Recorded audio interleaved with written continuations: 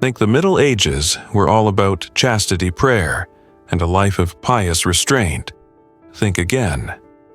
Behind the towering cathedrals and solemn chants, medieval Europe hid a world of sexual customs so unhinged, so bizarre, that they make modern scandals look tame. Today, we'll peel back that velvet curtain and step into a reality where animal organs were served at weddings, couples proved their intimacy before an audience, and the church itself profited from sins it claimed to condemn. And trust me, what you're about to hear will make you question everything you thought you knew about the so-called Age of Faith. So if you dare to follow me into this dark, twisted history, hit that subscribe button now. We're just getting started. Let's begin with one of the strangest courting customs ever recorded: bundling. Imagine your parents have found you a potential spouse. You expect polite conversation over dinner, perhaps a walk in the garden. Instead, you're sewn into a sack and placed in bed beside a complete stranger. Fully clothed, yes, but separated only by a thin wooden plank placed between your bodies, supposedly to keep temptation at bay. This was no rare oddity.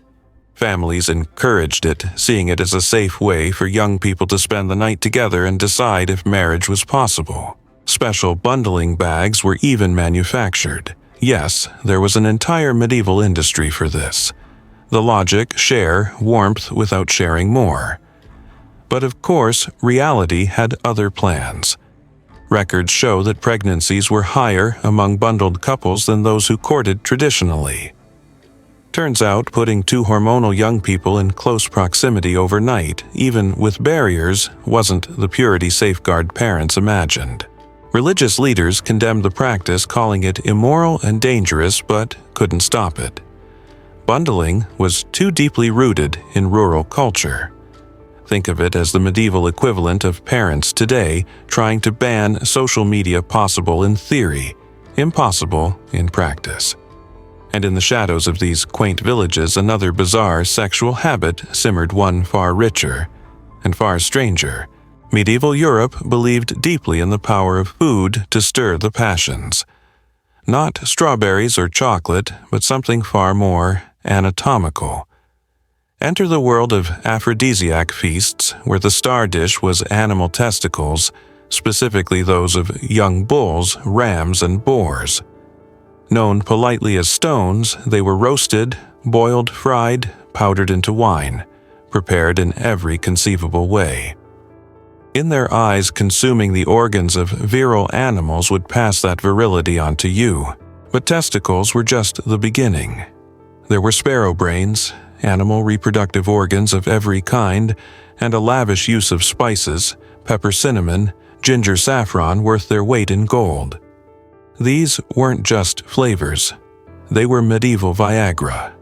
Nobles spent fortunes on these feasts, hosting entire weddings where every course was designed to enhance sexual desire. Picture this: you arrive at a noble wedding feast, greeted not by flowers and fine wine, but by steaming platters of roasted animal genitals and bird brains. The wedding cake. Pine nuts, almonds, and honey, not for taste, but for their supposed aphrodisiac power. Physicians even wrote treatises, serious scholarly works detailing which dishes would increase lust and how they should be prepared. So potent was the belief in these foods that some were banned during fasting periods, not for health reasons, but because they were deemed too sexually stimulating for those meant to be focusing on God. Yet, while feasts took place in great halls, another medieval tradition unfolded in far more intimate quarters. Though intimate is perhaps the wrong word when dozens of eyes were watching. This was the bedding ceremony. In aristocratic marriages, consummation wasn't just a private act, it was a legal requirement to be witnessed. After the wedding, the bride and groom were escorted to their chamber by a procession of guests. Female relatives undressed the bride, male relatives undressed the groom. Then, placed together in bed, they would be observed by nobles, clergy, and family until the act was done.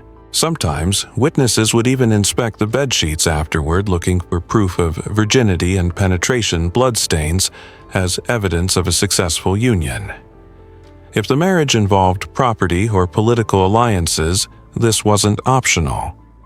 In some cases, failure to have properly witnessed consummation could annul the marriage entirely, forcing the couple to repeat the ordeal. Etiquette manuals of the time even gave instructions for the witnesses where to stand, what to say, and how long to watch. While this may sound like the plot of a surreal farce for medieval aristocrats, it was deadly serious. Marriage was a contract tied to land wealth and political power. Without witnessed consummation, all of that could crumble. Yet, even beyond these public performances, the medieval obsession with controlling sex and reproduction reached almost supernatural extremes. For those seeking to conceive, timing was everything. Couples consulted astrologers, physicians, and priests to find the perfect moment. The waxing moon was favored, as were certain feast days of saints. Warm, humid nights at midnight were ideal, with the bed facing east toward the rising sun. This wasn't romance, it was a military-grade operation. Some believed they could choose their child's gender through strange rituals. To conceive a boy, the man tied off his left testicle during intercourse because in their minds, boys came from the right, girls from the left. Geography was even factored in. Couples traveled great distances to be in fertile locations for conception. Religious restrictions complicated matters further. The church forbade sex on Sundays, Wednesdays, Fridays during Lent, during Advent, during menstruation, during pregnancy, while breastfeeding, and on hundreds of other days.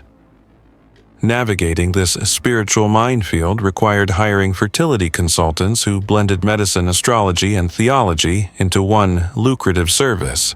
But planning was only one part of the equation. Medieval Europe was also home to a booming trade in fertility accessories. The girdle of Venus was a belt worn around the hips, inscribed with prayers or magical symbols to enhance fertility. Some women carried amulets filled with powdered unicorn horn, actually narwhal tusk, or crushed gemstones, believing these would bless them with children. There were also conception stones, crystals placed in undergarments during sex, supposedly influencing the outcome. Emeralds for boys, sapphires for girls, diamonds for twins. Men weren't left out. They wore amulets containing animal parts, especially testicles, to boost virility. The church even blessed these items for a fee. In some cases, accessories came with detailed instruction, manuals, prayers to recite when fastening a belt, rituals to perform if an amulet stopped working. Wealthy versions were made from silk, gold thread, and jewels. Poorer couples improvised with local materials. These beliefs were so entrenched that some women refused sex without their accessories, and some men refused partners who lacked them. If fertility aids were the carrot, impotence trials were the stick. In an era when divorce was almost impossible, accusing a husband of impotence could free a woman from marriage. But proof required invasive, humiliating proceedings. First came separate medical examinations, then questioning under oath about intimate details of their sex life. If uncertainty remained, the court could order the infamous trial by Congress. The couple was required to attempt intercourse under observation, sometimes in special rooms with peepholes for judges and medical experts to watch. The man's performance was timed, and failures could annul the marriage. Multiple retests were common, dragging the ordeal out for months or even years. These trials were brutal for women too. They had to prove they were sexually willing through physical exams and questioning about their responses. Public gossip was inevitable. Win or lose reputations were destroyed. Many men preferred to accept annulment rather than face such humiliation, essentially admitting impotence to avoid the spectacle. Yet perhaps the most shocking hypocrisy of all lay in the church's own dealings with sex. While publicly preaching chastity, some church leaders were privately running the largest prostitution operations in Europe. In 12th century London, the Bishop of Winchester owned multiple brothels employing over 1,000 prostitutes. This was not a secret side hustle, it was a regulated, taxable system. Prostitutes had to follow dress codes, work specific hours, and live in designated areas. They were forbidden from working on religious holidays and were subjected to regular medical checks. All of this generated steady income that flowed upward through landlords, brothel keepers, and finally into church coffers. The moral justification, church authorities claimed prostitution was a necessary evil that prevented worse sins like rape or adultery. Conveniently, it also filled the treasury. Money from sex work funded church construction, monastic life, and religious festivals, a salvation financed by sin. The arrangement was so entrenched that reformers who tried to close church-owned brothels met fierce resistance. Too many people, both secular and religious, were profiting. Only centuries later, under Protestant reforms and changing public attitudes, did the hypocrisy become too blatant to ignore. But while some sought profit from sex, others sought to avoid its consequences, often through methods as strange as they were dangerous. Medieval birth control ranged from the absurd to the lethal. Women wore pouches of weasel testicles around their necks, believing this would prevent pregnancy. Potions were another favorite, brewed from powdered beaver testicles, iron shavings, and even mercury. While some methods were merely useless, others killed those who tried them. A dead woman, after all, could not get pregnant. Then there was the sneezing method. Women would inhale pepper or other irritants immediately after sex to induce a violent sneeze, hoping to expel the seed. Barriers included honey-soaked wool, crocodile dung, and even half a lemon used as a makeshift cervical cap, a method that, while uncomfortable, may have had a small degree of effectiveness due to citric acid. The timing method, tragically, was based on entirely false science. Medieval physicians believed women were most fertile during menstruation, and least fertile mid-cycle, the exact opposite of reality. Couples trying to avoid conception often ended up guaranteeing it. Magical contraception added another layer of ritual. Women might carry stones, wear inscribed charms, or perform ceremonies like walking backwards around a church 3 times under a full moon. Each spell was a detailed set of instructions, as though the divine needed procedural precision to intervene. Even the withdrawal method, which could have been effective, was vilified. Medical authorities warned it could cause blindness, madness, or even death in men. In the end, medieval birth control was a patchwork of superstition, misinformation, and desperation, a reflection of a society willing to try anything, no matter how absurd. Taken together, these customs paint a picture of a society both obsessed with and terrified by sexuality. The same culture that bundled young lovers into sacks for safety also staged public bedding ceremonies. The same church that condemned lust operated brothels. Contradictions weren't the exception, they were the norm. It's tempting to laugh at the absurdity of it all. The animal organs at feasts, the magical underwear, the astronomical conception, charts. But for the people living in the Middle Ages, these practices carried weight. They determined who could marry, who could divorce, who inherited land, and who carried the shame of public failure. Every feast dish, every blessed belt, every witness in the bedchamber was part of a larger web of power, faith, and superstition. Sex was never just sex. It was politics, economics, religion, and social order rolled into one and controlled at the highest levels. Consider the aphrodisiac ban during fasting periods. This wasn't just about controlling desire, it was about controlling the rhythm of life itself. If the church dictated when and how you could eat, marry, conceive, and even attempt intimacy, then it held your fate in its hands. And for rulers, these customs were tools. A noble marriage wasn't sealed with a kiss, but with witnesses and legal proof. A fertility consultant could be as crucial as a military advisor. A bishop who owned brothels could command loyalty through both profit and moral compromise. Behind the humor and strangeness lies a more unsettling truth: these practices thrived because they maintained the existing order. Bundling kept marriages within acceptable boundaries. Witnessed consummations secured political alliances. Church-controlled brothels centralized both income and influence. Even the most bizarre contraception methods weren't simply the result of ignorance. They reflected a desperate need for control in a world where childbirth was dangerous. Mortality rates were high, and producing the right heir could mean survival for an entire family line. For women, the stakes were particularly brutal. Failure to conceive or to conceive the desired gender could lead to social ruin, annulment, or worse. Magical belts and conception stones offered hope, but also reinforced the idea that fertility was a woman's sole responsibility and duty. Men, too, were trapped. Impotence trials turned private struggles into public humiliation.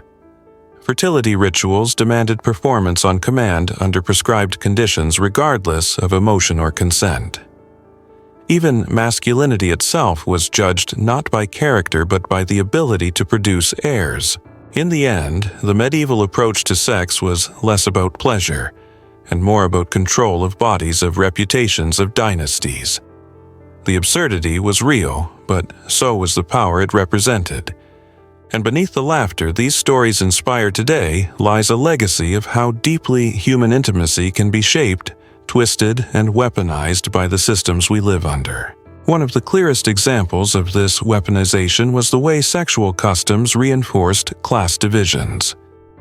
The rich could afford gold thread fertility belts, rare spices, and professional astrologers to guide their intimate lives. The poor relied on crude homemade charms and whatever superstitions were whispered in the village square. This disparity wasn't just about luxury, it was about perceived legitimacy. A noble couple's child conceived after an elaborate church-approved ritual could inherit titles and estates without question. A peasant's child conceived without such rituals might face lifelong stigma or even accusations of illegitimacy.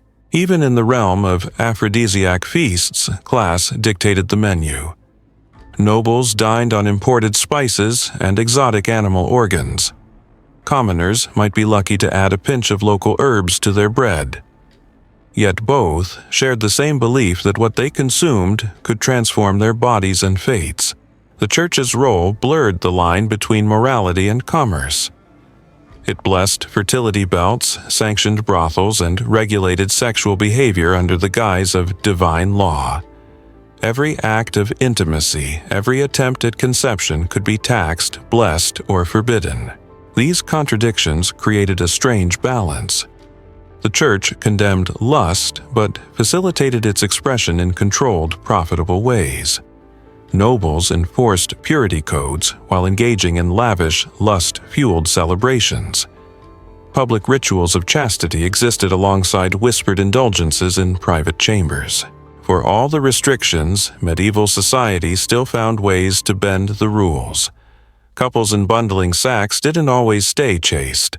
Witnesses at bedding ceremonies sometimes looked the other way or looked too closely. Priests who blessed amulets might also turn a blind eye to the very sins their blessings were meant to prevent. And in every village, town, and court, gossip thrived. Stories of failed impotence, trials, scandalous bedding nights, or outrageous fertility rituals traveled fast, becoming part of the social fabric. Reputation could be ruined or redeemed by what others believed happened behind closed doors. This culture of gossip and spectacle made privacy almost non-existent. In an age without newspapers or tabloids, public sexual rituals became their own form of mass entertainment, binding communities together through shared scandal. Yet for all the laughter and outrage these customs provoke today, they reveal a deep human truth. When something is both forbidden and essential, societies will invent elaborate systems to manage it.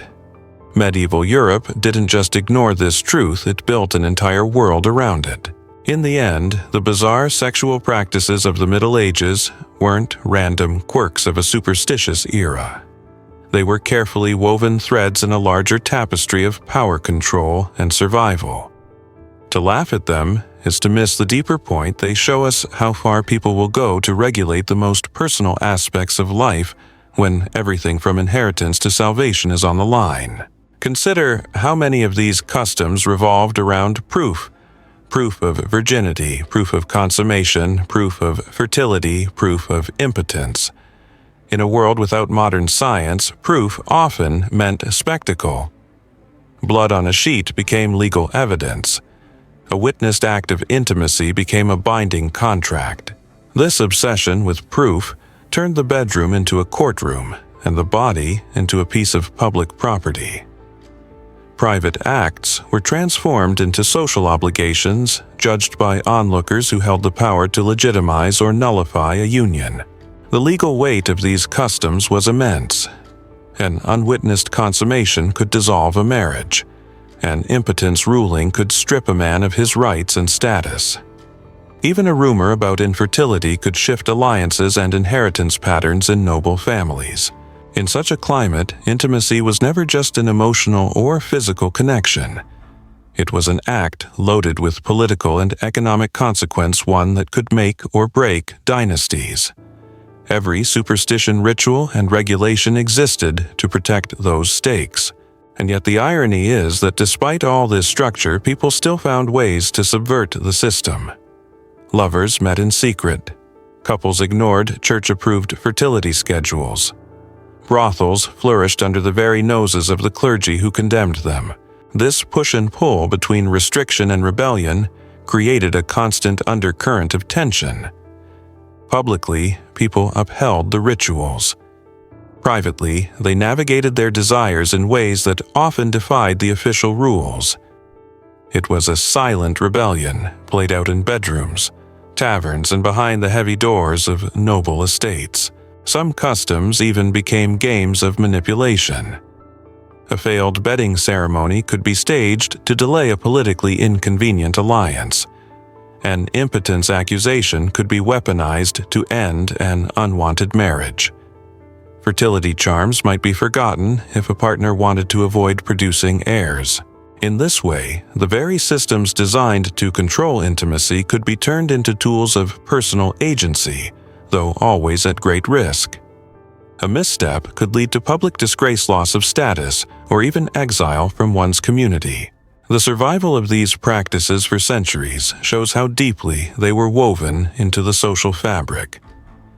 They weren't just tolerated, they were normalized, passed down through generations, and adapted to suit changing times. The bizarre became tradition. And perhaps that's the most revealing truth of all in the Middle Ages.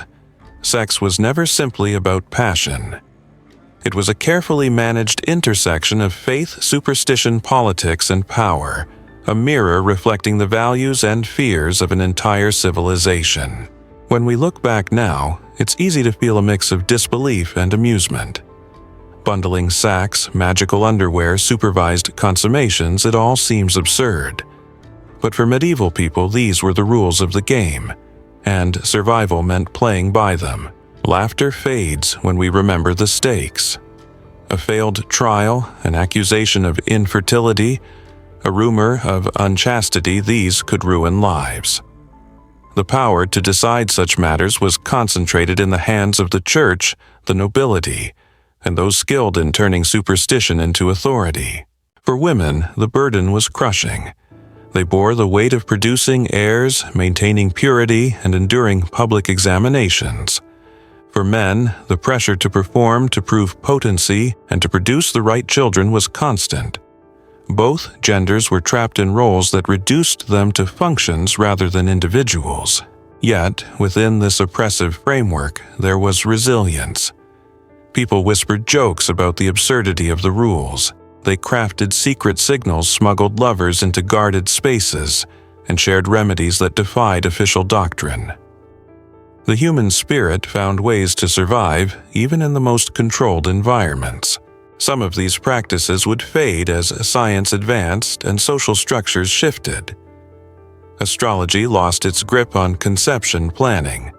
Medical understanding replaced magical belts and stones. The Church's grip on sexual regulation loosened with the Reformation, but echoes remain. Modern fertility industries, wedding customs, and even certain traditional beliefs about gender roles carry faint traces of their medieval ancestors. The Middle Ages may be gone, but the urge to regulate intimacy, to measure it, judge it, and profit from it has never truly disappeared. And that, perhaps, is the true lesson.